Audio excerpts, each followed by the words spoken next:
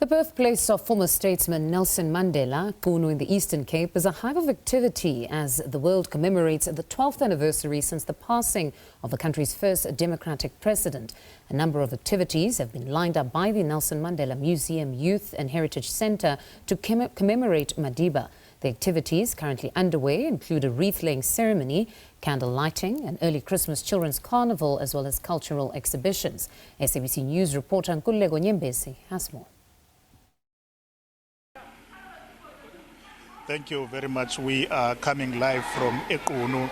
You remember that Nelson Mandela passed away on this date, on the 5th of December, when he died.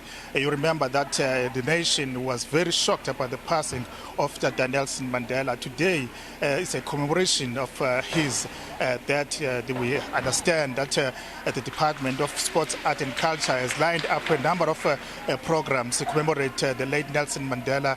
Yesterday there was a dialogue where men and women were just debating or making a dialogue on the issue of gender-based violence and other social ills that continue to haunt the country. But now I'm joined by the MEC for Sports, Arts and Culture in the Eastern Cape, Mama Sibulele Ngongo.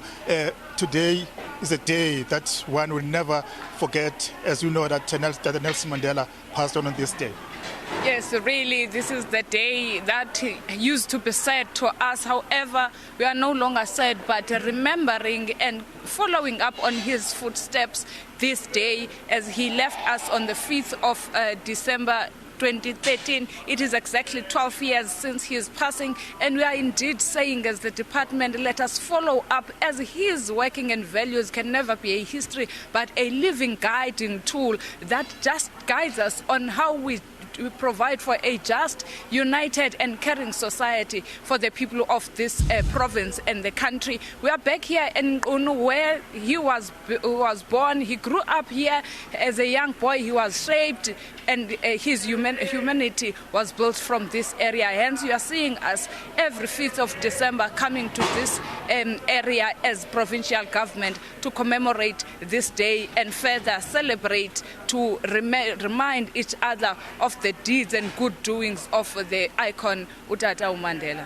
Gender-based violence in the country is still an issue. For sure, you touched on some of the issues relating to gender-based violence. What were the issues that were topical yesterday? Because I understand that there was a dialogue. Exactly. One of the key things is that you would remember that this area is one of the areas that were rated as high areas in terms of gender-based violence and femicide. It was not so long when we heard of 2 security guards that were female who were killed. One was killed from a clinic, taken away. And we are, as government, encouraging the community of this area to do justice and in assisting each other and looking after each other, assisting, of course, the systems of government in terms of security and community safety, in ensuring that at least we are able to follow up on those perpetrators who are doing gender-based violence and femicide. We know that Nelson Mandela was against any form of fraud and corruption, if I put it that way. We know now that there are commissions all over the place in the country. What can you say to that? Because really, that Nelson Mandela was against this kind of leadership.